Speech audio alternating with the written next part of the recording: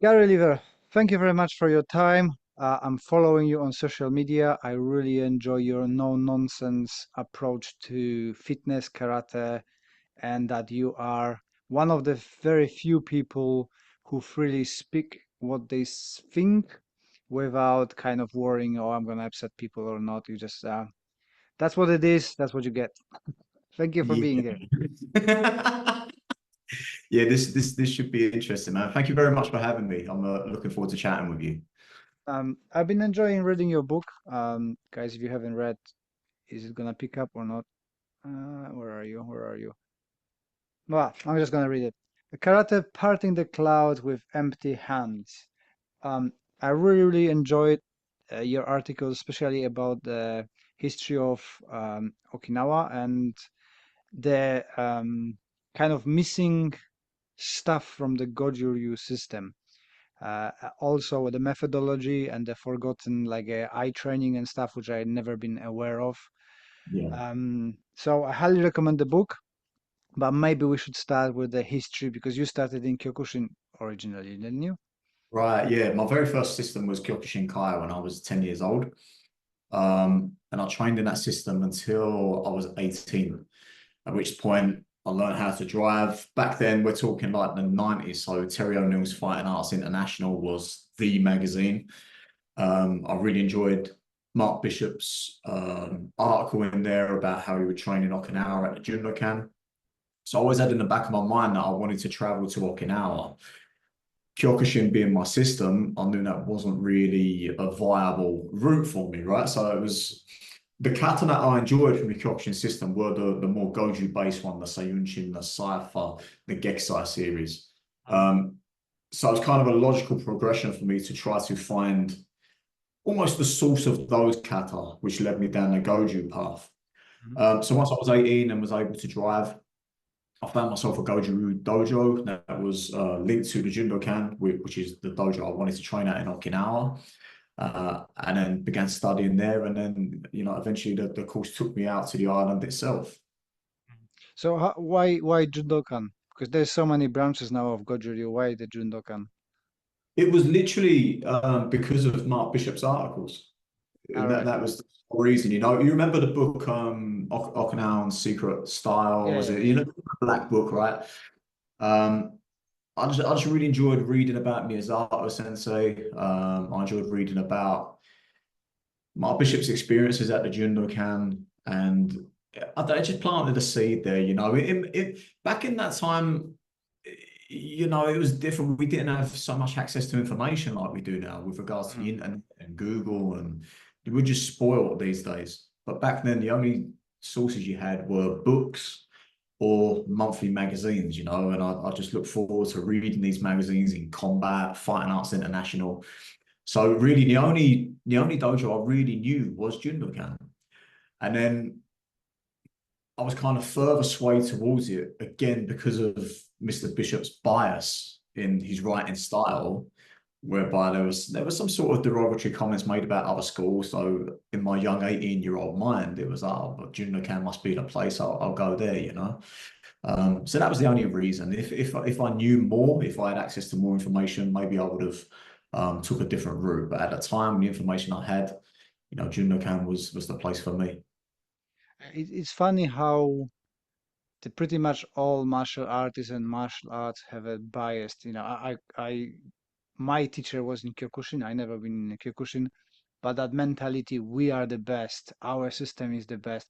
It seems to be prevalent in every style you look at. Just, we are better than them. Don't look at them because we are the best. And it's just I don't know, you're training in different art like Muay Thai, but I don't see that in BJJ is actually the same, right? Maybe they're changing now, but they've been as well, oh, we're the best, we're the hardest. But I don't see that in Muay Thai. And like wrestling and other arts. So it's kind of like specific to karate and BJJ. Yeah, I mean classical arts in general. With BJJ, I think now they're starting to run into similar problems that we have in karate, and that now they're established and there's different offshoots. At the time, back when I started, there was only Gracie Jiu-Jitsu. Now there's all these different branches, and now there's some rivalries and stuff. But I think they're running into the same problems that we had. They're just a little bit earlier in their lifespan with it. When it comes to wrestling and Muay Thai, um, I think the proof is in the pudding. You know, it's you Mm, can either do it or you can't, and you can't hide behind lineage or rank or what. None of these trappings that we have in the classical martial arts that I think a lot of us kind of hide behind. Oh, mm, my teacher's this, so it's legitimate, or whatever Dan or whatever it might be. In Muay Thai, it don't matter if you could have been good when you were 20. Now I'm mm. 43 years old. I'm not very good anymore because now I'm old and slow. So now the youngsters are, getting the better of me. Um, so what I'm getting at is I think there's a natural elimination process that cuts through the delusion. Mm. And perhaps we're lacking a little bit in classical martial arts, that ability to really test if what we say is legitimate or not. I think that both Muay Thai, both free things. So boxing, Muay Thai, and wrestling, because it's dependent. Your status is dependent on achievement, sporting achievement. There is kind of that simple elimination. Either you've been good, average, or bad, right? From the Mm, good and average, you usually progress to be a coach, or maybe you took different road. But if you want to establish yourself, there is no discussions, right? You've got 400 fights in Muay Thai, you won 300. Well, he's pretty good, right? He might be 60, but he's got the knowledge, he's got the experience, so he can teach me something, right? yeah, yeah, definitely. Yeah, and that was one thing that really kind of molded my path in martial arts as well. In that, I think I was very lucky when I first went to Thailand and saw how they were training out there. This is back in like the late 90s in Bangkok, and it'd just be an alleyway, and there'd be a sheet of corrugated Mm, iron over the top of this alleyway where they'd hung a couple of bunch bags and they're doing sit-ups just on the concrete. And there was just a real honesty about it that captivated me a little bit. And that sort of stayed with me and shaped the way that I like to do karate even because you see I don't wear a gi and a lot of the trappings, a lot of the customs, or I don't want to say unnecessary because it's necessary for some people, but for me it wasn't. It's just really about what can I do with my hands, what can I do with my mind, and anything else is kind of superfluous or whatever that word is. It's mm, kind of we can get rid of that and let's get down to the essence of what it is we're actually trying to achieve with this practice, you know? mm. Yeah, yeah. There's something. I don't know. Maybe because the both Thai and wrestlers and boxing got so much harsher training that it just eliminates that kind of bullshit, if I might Mm. say. There's something beautiful in that raw, nearly dying. And Kyokushin used to be like that, and offshoots of Kyokushin. But everything, I don't know if you see that, but everything just goes now milder and milder to try to keep people happy and keep people in dojo. Sometimes I'm missing those kind of days that, you don't want to be here, you just can go home. Yeah, man. And, I think in karate we had that. If you look at the old photographs, where it's just a bunch of guys training in the backyard in their swimwear or underwear, using this raw materials of rocks and stones and makiwara and each other's bodies to toughen the process. I think there was a real similarity in the attitude toward training back then that you see in the Muay Thai gyms from the 60s, 70s, and 80s. That just that raw, rugged um, honesty about it. And I think that Mm. sometimes that's what I think not I miss because I'm not old enough to have experienced that, but I think when I read about it or when I see these photographs, I feel like we've lost something in how we practice these days, you know. Yeah, I think, and said that on many occasions, that boxing and karate was the same in about 30s. Then the karate focused on traditions, and boxing went ahead and focused on fighting. And it's changed with the rules like every even karate that got the rules set for sporting evolved into something different. But karate was so obsessed with traditions and keeping everything not changed that it kind of is a little bit behind, in my opinion. Yeah, I agree. And a lot of this comes down to culture and the way I think the way we are in the West with regard to we want to know everything. You know, Mhm. we want to be the smartest guy in the room, and we're always asking why this, why that, needing a reason to do something before we go do it. Whereas in Asian culture, it's more about okay, he tells me that's correct, so that's correct, and I'm not going to question that.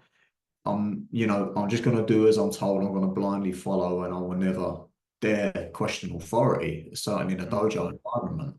And I think that has stunted the growth of the art and has kept it stuck in a place. And as soon as you get stuck in a place, the only way to go is then down, which is I Mhm. think is what we're seeing. Certainly in regards to Okinawa. And again, like you mentioned earlier about controversial views and that kind of thing. Like, I'm quite vocal about the fact that I believe that art has left the island long, long ago. Mhm. Probably before even I went there for the first time. I think maybe I caught just the tail end of it. But these days, that I don't see anything Mhm. coming out there that would make me want to go back other than for a nice holiday because it's a beautiful island and I love the people.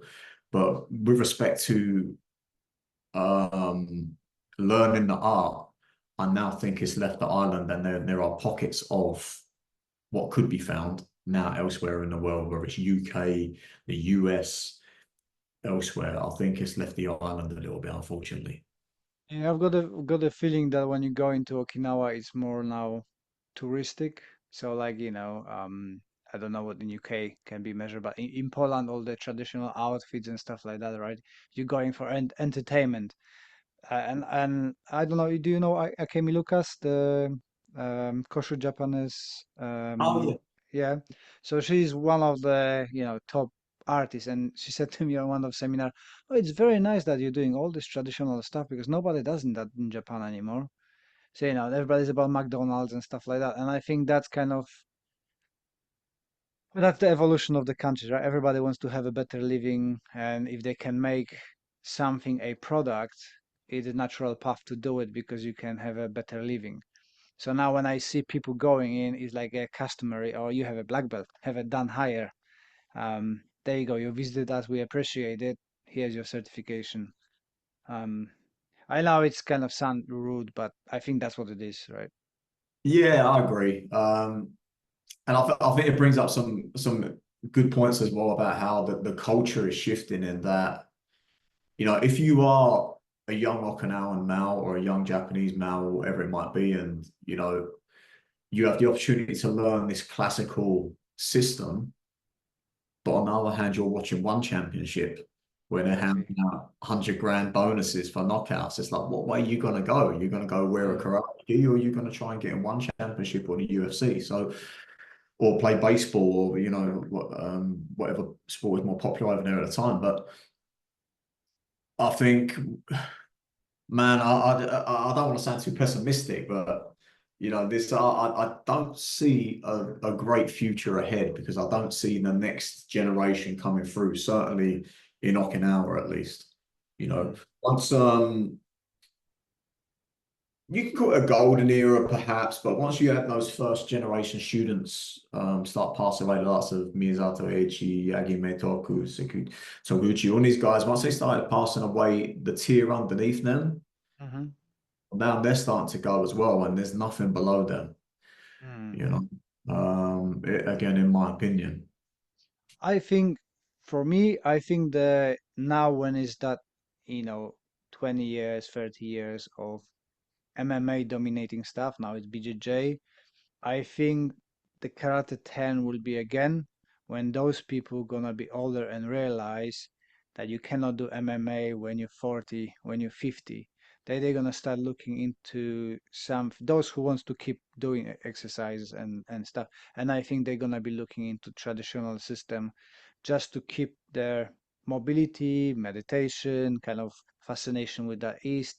Eastern culture as a progression into the kind of martial arts, keeping them up.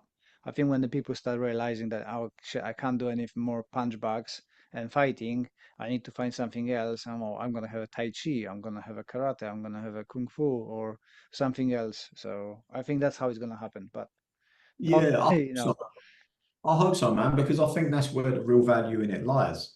I don't think the greatest benefit of karate is as a combative system. I think it's actually it does quite a bad job at that in mm, terms of how quickly you can assimilate the system and apply it.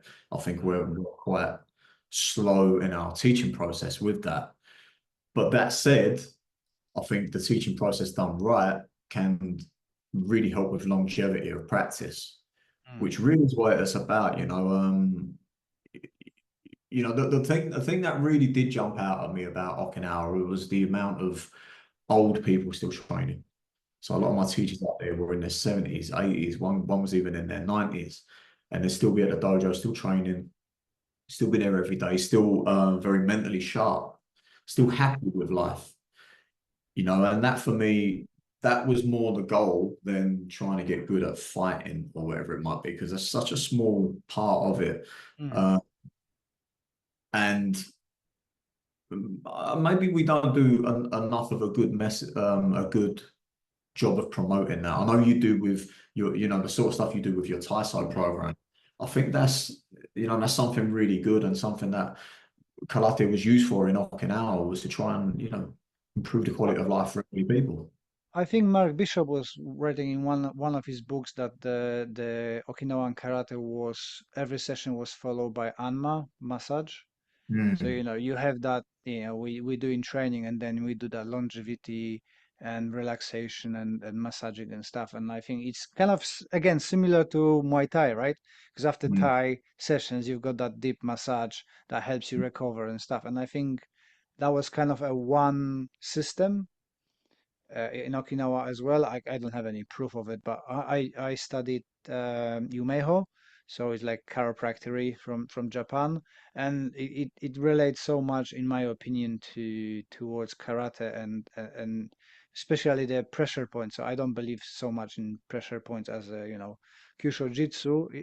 Obviously, it's useful if you get it when you're striking, but I think it's far more beneficial for recovery and breaking the knots and releasing tension and stuff like that. And I like to incorporate that in my training, but I think that's how it used to be. Yeah, I think so. I mean, even if you look at the Bubishi, there's, a good third of the text is devoted solely to medicine and Mm, healing injuries. Um, and again, when I was in Okinawa, one thing I'd often ask questions, what happened to this practice? Where did it go? It seems that they used to do this, but now they don't. mm, And often you didn't get a lot of answers. But when I train with Hokama Sensei, who runs the Karate yeah, Museum out there, he still preserves some of the medicine and the dit da jiao and how to make all the different formulas and that, which he learned from his teacher Higaseko and mm, also from Shimon Matayoshi. So he had some elements of that still within his practice that I was exposed to while I was over there, albeit very small. Um, which fascinated me, methods of resuscitation, methods of bone setting, which Miyagi Chojun was, he was a local bone setter for the village which he lived in. So I wanted to learn everything. I was I was real geeked out by karate. I wanted to know anything I read about. I wanted to know, oh, okay, how can you do this? Um, and then when I came across Mr. Paul Whitrod in the UK. I don't know if you know Mr. Paul no, Whitrod. no, So Southern Mantis, Chalgar Southern Mantis. So there was a program on mind body kick ass moves. I don't know if you remember, a guy called Chris Crudelli. So it was a no. BBC program where he went around different martial arts all around the world and he'd learn. And he went to Hong Kong and he was studying, he was exposed to some bone setting and herbal medicine and all this from Mr. Paul Whitrod's teacher. So anyway, long story short, I've managed to find Mr. Paul Whitrod and convince him to teach me his systems Dit Da Jiao. So I'd learn how to make all the formulas. Mhm. how to make all the pills, how to set bones, reset broken arms, reset broken ribs, like some real fascinating stuff, acupuncture. Um, so I was just trying to put that element back into the practice that once was part of Okinawan Karate Mhm. and had gone. So it's like, right, okay, I'll go to the source of the Chinese arts, the Chinese Shaolin arts, and study their methods. But the thing with the massage, the Tuina massage, the great thing about learning massage is that you're just hands-on all the time, human body. So you start to learn where the joints are, where the connective tissues are, where the gaps are, how to twist, how to stretch, how to find and manipulate these joints, which is a requirement of grappling with Mm. any sort of seizing arts that we're doing. So that by learning to heal, what in actual fact you were enhancing your martial ability because your ability to get hands on with a joint was just so much more enhanced. Yeah, I think that was the way to learn anatomy without the anatomy atlas, right? I'm Mm, still baffled by martial art teachers who don't study anatomy and don't know anything about anatomy and teaching stuff, right? mm. It's very bizarre. So for me, I always encourage my students, go and learn anatomy so you know where what is and connective tissues and so on and so on. And it's fascinating anyway. But you were saying that some things are lost. Why do you think that we're losing material from karate? Is it that people are not studying in depth anymore? Everybody's actually, I posted about it today. Everybody's looking for that cheat code, cutting corners as fast as possible. I need to be the great. Or is it just kind of selection towards the what's popular and it's sporting, so we don't need to have all that depth, just focus on sport because that's what's going to be the future of karate. I think it's just a natural process of the passage of time. I think it's so difficult retaining knowledge. Probably your students, you probably have got some students who have been with you for a Mm, very long time, but they will know only a percentage of what you have to mm, teach. And the truth is probably they'll never get 100% of what you have to teach. mm, So if we use that same analogy and think of the likes of Miyagi Chojun or Itosu or whoever we want to choose, well, they had however many students, and each of that student only got a small percentage of what that teacher had to offer. And then the further we get down that line, there's just more and more lost. So mm, that in essence, I think Miyagi Chojun was somewhat of a genius in that before the war, he was very selective with what he taught. He believed in specialization. He believed in teaching somebody what they needed to know for them. What is most relevant. Okay, you're that body type, you're that sort of character. This style of training will work for you. Let's give you just what you need. Because at the end of the day, people were busy. They're living in hard times. They don't have so much leisure time or time to practice to get good at all these different things. So really, it's right. Well, what do they need most? Then the war happened, and then so much was lost on the island. So even if we forget about teaching karate, so much is lost. Period. And then post-war, it's like, well, what have we got left? Let's just try and preserve that as best we can. So then it becomes somewhat a race against time to teach as much as he can of the essentials of the system, i.e., all the kata, all the training apparatus, the Hojo Undo, the Junbi Undo, preparatory exercises, the calisthenics. Try and get as much of that out as I can so that when I'm gone, at least the bones of the system has survived. They might not have the essence of the system, but at least they have the working materials to now take away. And if they devote enough time, we'll then be able to reassemble the art. I think that's what he did. mm, Now, whether the process of reassembly has occurred or not is another matter, because then you get the same problem we spoke about earlier, whereby egos get involved and, all right, this is my knowledge I'm going to keep now. I'm not going to share that with anyone else. And then that goes to the grave with them. And then the art is then just broken apart, and nobody wants to talk to each other. Nobody wants to share. mm. I think as well, it just occurred to me um, that as well, I think looking at people within karate. across all the systems. I think students lost their own responsibility for the our art and study it. So, for example, for me, I always wanted a simple answer from my teacher, right? Tell me, you're striking like this, why? Why? And he says, from him, I heard always, you tell me why. So I don't want this bullshit. Just let me know why is it. Now you go and find and you tell me and then we see, right? And I don't see that anymore in 90% of people. I'm sure that when you said you've been obsessed, you've been looking for it and testing stuff and testing again, and that didn't work. Lots of kind of um, one-way avenues and blocked avenues where you're going, oh shit, that didn't work. I have to come back, right? I don't see that everybody wants to just a follow and have a recipe to do. Oh, that's a good analogy. Sometimes I've got a stroke of genius. So you've got the recipe and you follow it instead of having ingredients and creating something your own. And I think in the old days, that's what the methodology was. Mm. I don't know what's your thinking about it. Yeah, I think so.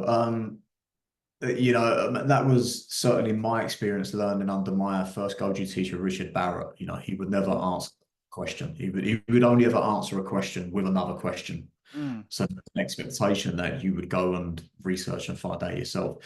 And there was a lot of time wasted in that. It would take me a hell of a long time and I'd go around in circles to try and find. But the good thing about that was, and what I'm thankful for, is that in the process of getting it wrong so many times, you find out a load of other stuff. yeah, exactly. So it's not time wasted, it's time that, okay, well, oh, that's connected that part of the puzzle. So there's definitely value, but I think it depends upon the student has to be a seeker of knowledge. Mm. Otherwise, they'll just get lost in the clouds and they'll be over in the woods losing, wasting time, and Yeah, but I think that you put it a better way. That's what I think. I think people lost that the seeker mentality, right? It's everything is now give me a already made thing instead of me trying to figure it out. And through that journey, you learning your own karate, your own abilities, what works for you, because you're seeking something, and sometimes you find, like you said, 10 different times that are better suited to you than this thing you've been seeking out, if that makes sense. 100%, 100%, definitely. And even the experiences, in trying to find out about Chinese medicine or about this element of the Bubishi that didn't Mm. make sense. Drinking urine in, one of the recipes, drinking a Yeah. 12-year-old urine, that makes no sense. It's nonsense. I wanted to find out about it. And in doing so, I was introduced to Mr. Paul Whitrod. And because of that, I was introduced to Southern Praying Mantis Kung Fu. And because of that, I was introduced to their version of San Chin. Mhm. And then there was all this other stuff that I ended up learning, their version of Kakie and all these, their mentality to application, which was just so much more direct than what I had in karate. But the mechanics, the system, I was still doing Goju Ryu even though I was practicing Chow Southern Madness Mhm. because the system was the same. The engine was the same. So through the process of just trying to learn how to make my own Dit Da Jiao, I discovered this whole other system that made sense of my original system by accident, you know? Mm. Yeah, I was reading about your approach to Sanchin, and I actually coincidentally heard it from a few different sources, including my teacher a long time ago. I always thought, which one is correct? Because I'm from kind of made up style in Poland. I always got that syndrome of, oh yeah, it's not a legitimate karate. But luckily, my teacher was good, so I never have a complaint from any of the other systems when I'm training hand to hand to people. But he was saying about Sanchin that Kyokushin does it wrong because they're putting so much power into it that their heart's gonna explode, right? So we're saying that about that torque and rotation and being tensed but not rigid, if that makes sense. I think you put it better in your book, but I've got a very good memory, but very short, so I can't remember shit. And if you could explain the difference and maybe what's your opinion, how did it been lost? Because I see so many Goju people as well doing so tensed that they look like head gonna explode. Yeah, I mean, Sanchin, you know, traveling strongman tribes, right? So they Yeah, travel from yeah, town to town. They do stunts, they do tricks. They put, a nail through their yeah, yeah, cheek, yeah. lift something up by their testicles, or whatever these crazy things they do, right? And then at the end of the show, it'd be like, "I'll buy this potion, buy this thing that will give you the strength to do this stuff." If you look at Wei Chi, that was them. You know, they'd do their sanchin, they'd do this one, and they'd be breaking things over them and punching them and kicking in the groin, all this sort of stuff. Because he was a medicine salesman. Hmm. You know, he'd sell these magical elixirs that would guarantee you a vitality or a long life, or whatever it might be. So they'd do these demonstrations. And then at the end of the demonstration, it's like, right, anyone want to buy this Dit Da Jiao? And then everyone Mm. comes with their money, and that's how they made the living, you know? So the tradition of showmanship within Sanchin has been there ever since the Kata came to the island. Now, with regard to Shime, when you check the Sanchin, Hmm. we have the slaps on the shoulders. That's like such a small element of Shime, such a Hmm. tiny element of it. But because it's the most visually impressive, it's the part that everybody kind of gravitates towards, and they want. Then you have this competitive aspect of, right, we're the toughest, and we're gonna start Mm. smashing two befores over their legs and things like that. But the process of shimmy is a test not only for the performer of Sanchin, but for the person issuing shimmy. Hmm. They're learning how to receive force. They're learning about lines of power. They're learning about angles. They're learning about dispersal of energy. They're learning about how to structure their stance, how to give, how to take, how to bounce and ward off. So there are all these elements that you are supposed to be learning through shime, but when we concentrate on just slap, slap, slap, slap, slap, all we're really learning is the ability to stand there like that and have our eyes bulging. Hmm. So when we do Sanchin, I think often people are too tight, and what it does, it kind of chokes the energy. You know, if we Mm. tighten up like that, eventually that's going to weaken. If we do an Yeah, yeah, isometric, you do kettlebell training with people, right? yeah, yeah. We do isometrics. We can't hold that isometric indefinitely. Mm. We have a 5 second window before that power then starts to decrease. It's the same with Sanchin. If we're just holding tight as we can throughout, we'll sustain it for a while, and then by the end, this kind of a mushy kind of kata. What we really should be feeling is a similar feeling to being stretched. Again, like massage. So Hmm. the fibers are being, where's my camera? The fibers are being elongated whilst we're applying rotation. So it's about how can I separate joints, create space, add rotation, add spirals. That's what gives it its tensile strength. Like a rope. If we have, I don't have any ropes at hand, but strands of a rope, if they're all together, Yeah. just vertically aligned, the rope doesn't have strength. If we take the fibers and add rotation, which is how every rope is constructed, right? Yeah. Well, now it has tensile strength. Now it is not only difficult to cut, it also has more power for when we're pulling. It's the same thing with Sanchin. It's essentially taking two joints, let's say elbow, wrist, turning them in opposite directions in order to get engagement and tensile strength on that muscle without having to grip the shit out of it and, burst the blood vessel. Mm. So it's actually, oh crap, there's a feeling of spreading is how it should feel. A feeling of spreading rather Mm. than contracting. Cool. Um, Changing the subject a little bit, you made me laugh other day with, well, you always make me laugh with your comments about your Patreon. So, guys, if you want to follow Gary on a Patreon, he's got a good content. Only not from a snippets because I try to not follow people to not mess up my ideas. So, but I like your comments, and I got the similar situations with people setting up fake accounts just to check what you're doing. And then I think you commented, oh, you can set up your fake account, learn whatever you want, and tell your students that it's your stuff. Yeah, man. That's a thing, right? I That's a get thing. emails from I get fake emails from school around here just to check my pricing and stuff. It's strange. It's bizarre. And this is the world we live in now, isn't it?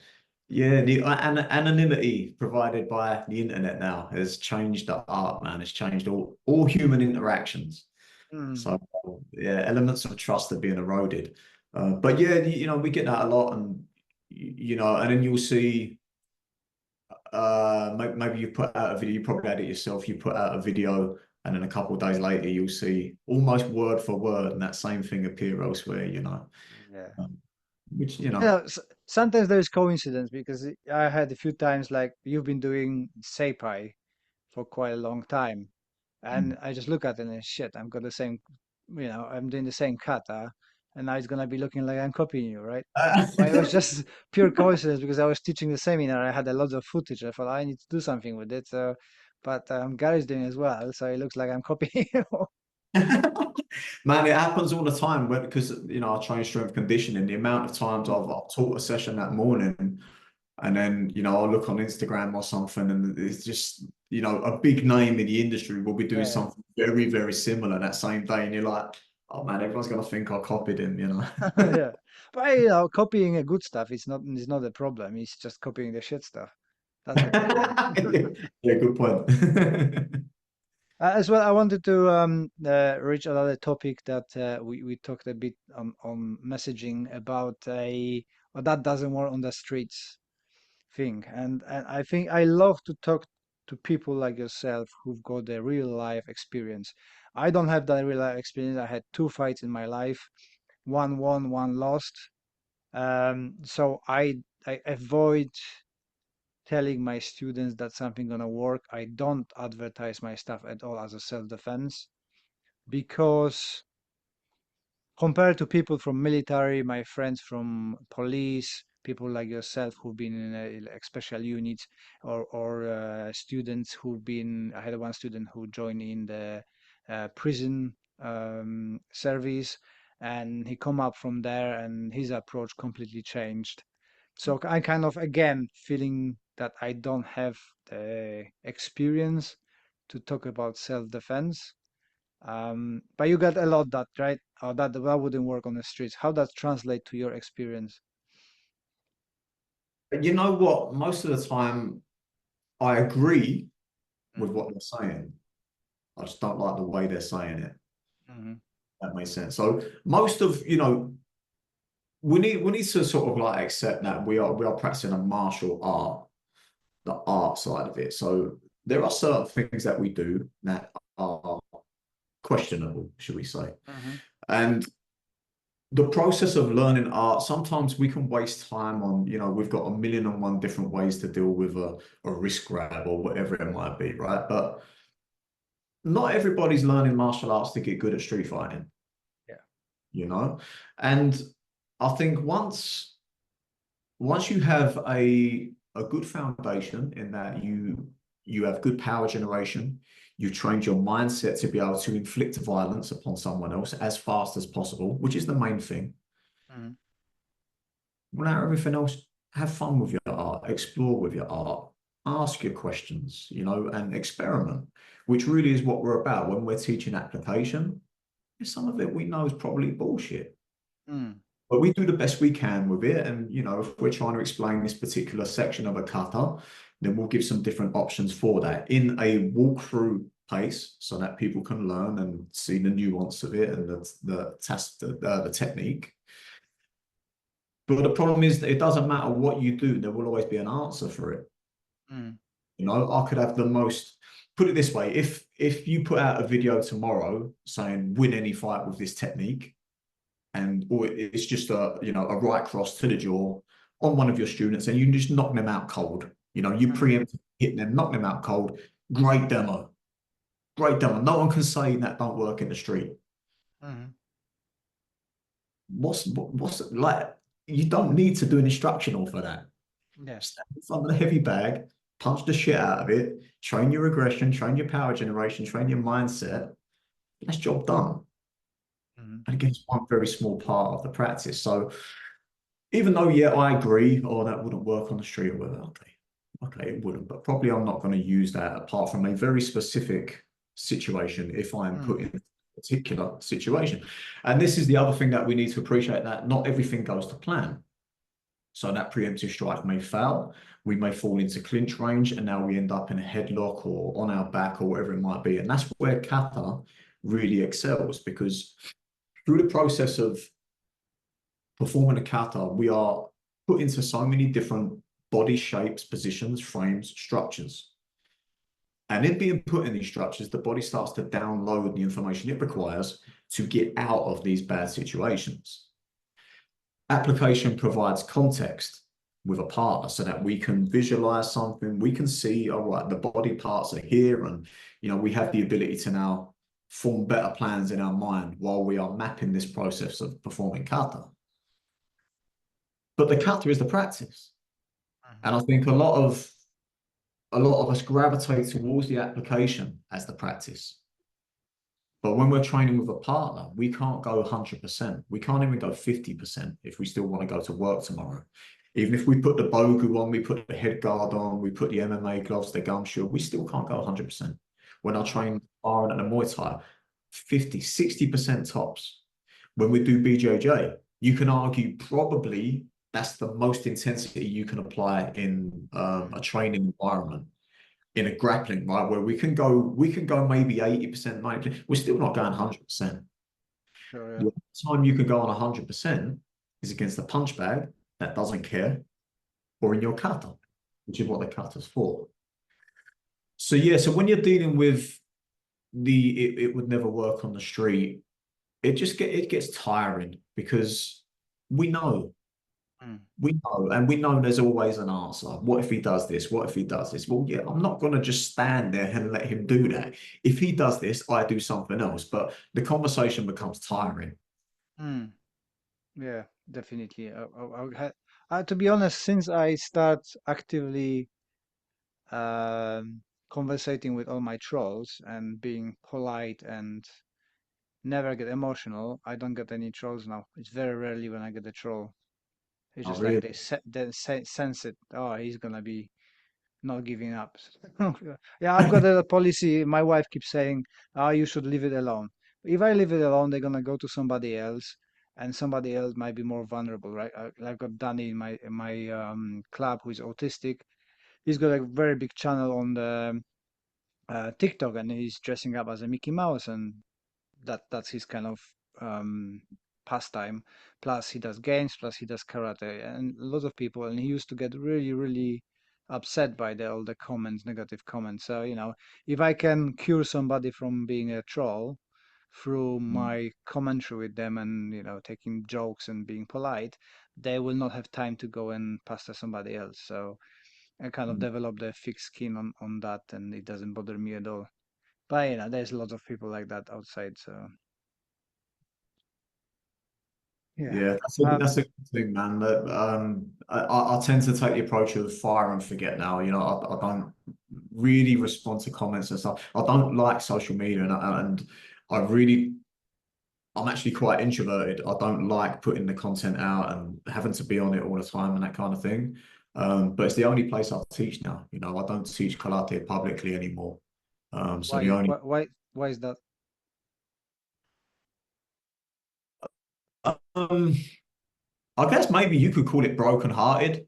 Oh, okay. I had a dojo, very nice traditional dojo and that kind of thing. And you invest all this time and effort into it, and eventually people do their thing and go their own ways, and it fizzles out to nothing.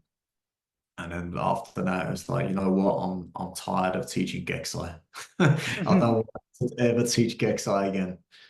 So Mm, yeah, I don't teach now. The only avenue for learning karate from me is actually through the Patreon. And the only reason I do the Patreon is to try to give back to the people who taught me, in mm. that, like I said about earlier, how it's impossible to teach 100% of what you know. So if I can preserve that somewhat in video form and people can access it and apply it, then I just try to catalog the knowledge that was passed to me, just to try and preserve it so that it doesn't get too lost. And if people find value in it, then that's cool as well. Awesome. Because your Patreon is quite popular. I think you got over 200 people. Yeah, it does okay, man. I started it at the start of COVID, when everyone was, on Zoom and all that kind of thing. It started with that, and it's just steady. I try to do maybe 3 or 4 videos a week. I think we're up to maybe 500 videos on there now. Mm, So the library is pretty extensive. And it's only really scratched the surface of the Goju Ryu system. That's what's crazy. However many hours of footage are on there, there's still so much. Like I don't know how I would be able to teach that in a dojo setting. I mm, honestly, especially with a mixed group of students. So I can see how the art is deteriorating over time, because I would not know how to pass all that on in a dojo environment with different people with different needs. It's just there's not enough time in the world. mm. Um, I'll ask this everybody, so because this podcast is about mental health, what karate and martial arts overall had an impact on your mental health? Because I suppose with your previous work, you had some pretty horrific experiences and a potential for a PTSD and so on. And is there any impact, positive or negative, from martial arts? Yeah, I got pretty bad PTSD from my previous employment. I didn't realize the amount of stress I was under until I left. Hmm. Um, where literally within 2 weeks, my resting heart rate dropped by 10. Oh, all right. And that was nothing to do with fitness. It was just the fact that I was actually sleeping again, and, not constantly being uptight and kind of fight or flight all the time. Um, so, and I've often have recurring dreams. I suffer a lot from depression, anxiety, all these kind of things, which, I've worked through over the years. My wife too, she was also in the same profession, and she had a mental breakdown, quite a severe one. So we were kind of both going through this together, because we both left within a 2 year gap, we both left that employment. So martial arts has always been the rock that I've had throughout life. Growing up as a kid who was insecure, unconfident, never really didn't really think too much of myself. It was always in the background as something I could rely on, as something that gave me purpose and something that I was good at. And I think now these days, karate, the reason I don't practice karate anymore, really. A lot of my training now is Muay Thai and BJJ, because it actually it makes me unhappy. Karate makes me unhappy these days. So I would say, from being a positive impact on my life, it's gone full circle and that actually become quite a negative thing upon my life. Um, and the reason I've gravitated more towards these other arts now is because I like being the shit guy. I like Yeah. being the old guy at the back of the class who's, wearing the white belt, or, getting beat up by the young lads or whatever. I like being the shit guy rather than the teacher, because I Hmm. really miss that. I miss that journey, that seeking of information, that excitement of learning something new. And in Goju, without sound, I'm really trying not to sound arrogant when I say this, but it felt like I'd got to a point where nothing was new anymore, nothing excited me. I couldn't see where else to go with it. And then I stopped teaching and that kind of thing. So yeah, I fell out of love with it. And I've found that love for martial arts again just through another avenue. And I think it's just that process of shoshin and seeking a beginner's mind. And I may have found that through doing Tai Chi and being crap at that, or doing Kendo or whatever, but I do think staying the beginner, however you can do that, you might be able to stay within karate and do that. I couldn't, maybe I'm too arrogant, I don't know, but I struggled doing that within karate. So I don't know if that answers your question, but I have a real love-hate relationship with it. But that said, sorry, I'll keep getting cramped. Oh, mate, I've had a hard training week. Um, that said, karate helped me through some real bad times in life, and at times it saved my life. You Mm. know, so it will always be a part of my personality, and probably the biggest part of my personality, because I owe everything I am to the study of karate and the experiences that I've accumulated as a result of that. Cool. Uh, Recently, I don't know if you're aware of Mark House from Kyokushin Budokai. He works with a lot of people from disadvantaged backgrounds and difficult youngsters. And he asked me a very difficult question, which took me some time to answer. So now I'm asking everybody. Um, if you had only a couple of words or one sentence or two, what would be your core values? So you asked me this, and he said, how would you explain to your children your core values so they can understand? So for me, it's a strong and caring, and that's it, right? That's our home motto. What's yours? Matt, I'd have to, I think integrity, Oh, integrity would probably be the word I'd choose above all else. can you Um, elaborate? oh man, I think definitely in this day and age of social media, I think we all wear masks, right? What is it Mm, that in Japan they say everybody has three masks? The one they show to the world, the one they show to their family, and the one they show after only to themselves. themselves, right?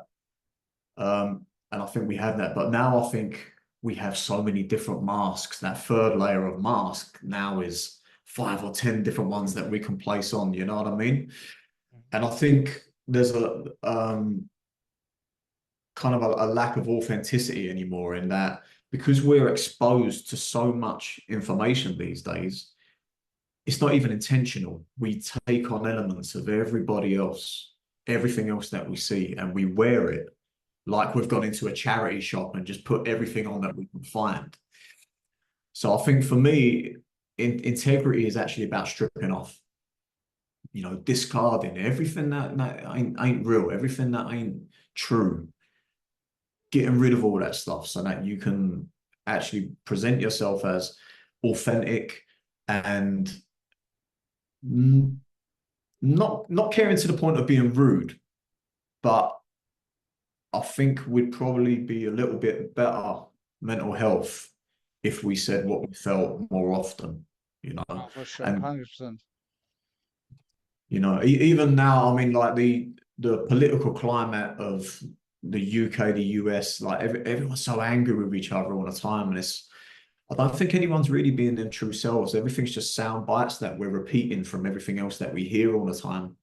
So really, it's just two voices shouting at each other constantly, being repeated by millions of people, but it's the same two voices. Well, what do we think? What do we feel? And then trying to find, even with martial arts, what's the essence? Forget about this technique or this lineage or what's correct. What's the essence? What are we trying to really impart?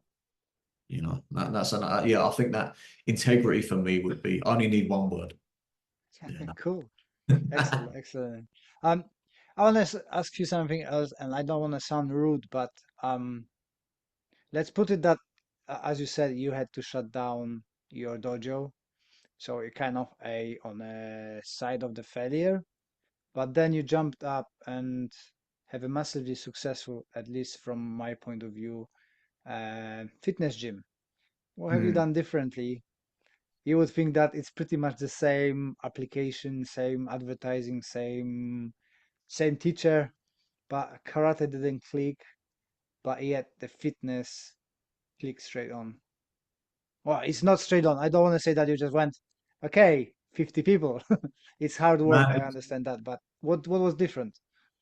it's crazy. I still pinch myself because we've just been so lucky with that. I haven't had to struggle too much with the gym.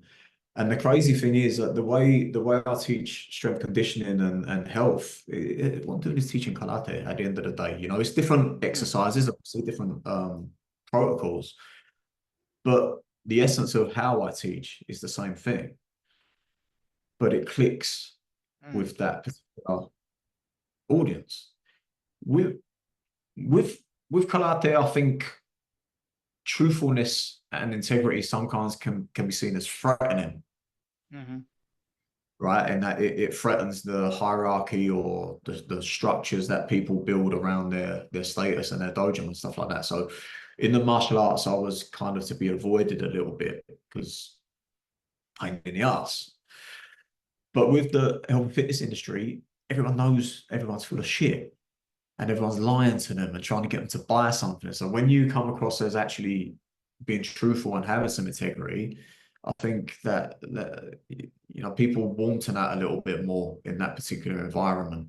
Doesn't work in martial arts, but it does seem to work. Does seem to work in health and fitness. Um, and we just been really lucky with location. We location, we're on a farm. People get to come, they get to do the whole Rocky experience of training in a barn in the snow, and it's just different, man. And it's a little bit of peace that and a little bit of link to reality that even in the health and fitness industry you struggle with. You go into a gym, there's strict lighting, there's piped music, all the gyms look the same. So I think if and probably in martial arts even now, if you're able to stand out as being authentic, real, and a little bit different, you'll probably be okay as long as you're being genuine with it. Yeah, it is not nice to see. I think I see that difference because I teach kettlebells as well in my garage, which is rough as can be. And I think people gravitate to that. People don't want pristine, super clean, sterile environment when you go and do stuff on the machines. They want to live, if that makes sense, have a life, Yeah, been challenged, have it rough like it all days. Maybe that the 80s movies and stuff, Rocky and stuff are yeah. still in their mind because most of my clients are people over 40 Mm. who are looking for that. They're tired of going to the gym with the youngsters who are on the time on the phone, they're tripping on the tripods and don't go here and there. They just want training. They don't want to do all this fancy stuff. So Yeah, I think definitely. Yeah, I think we'll see more of that. The more we're moving into a sterile, technologically driven lifestyle, I think there will be this almost resistance against it, in that people want to be out in nature, mm, lifting kettlebells or logs or sandbags or whatever it might be, and just that feeling of being hands-on, like the Hojo. There's something satisfying about swinging a chishi around and hitting a makiwara. It just connects you to the earth a little bit. It's mm. grounding. Gary, thank you for your time. Present, I know you don't want to sound cocky and stuff, but go on, shoot your where people can find you, your Patreon, your books, everything you do, anything. So on Instagram, if you look at Karate Collective, you can find me on there. Or for my personal like strength conditioning stuff, it's GMFL Coaching. Mhm. And yeah, all my stuff's on there, man. Crazy stories. See what I've been up to this week. This week's been crazy, man. I've had a tooth knocked out. I've got ringworm. I've got kicked in the balls. I've had the Oh, craziest week wow. this week. So yeah, I'll tell everyone about that on my socials. And I just add from myself, if you want a no nonsense advice about nutrition and training and stuff, hit Gary. 'Cause I thoroughly enjoy your clips and your advice. And I'm thinking on the same lines, but I don't say it online that way. Thank you But very much. I think it's the right approach. Yeah. Um, yeah, so thank you for your time, and I will put everything in the links in the description box, and then you can chase and find Gary. Thank you for your time. Thank you very much for having me on, man. Appreciate it.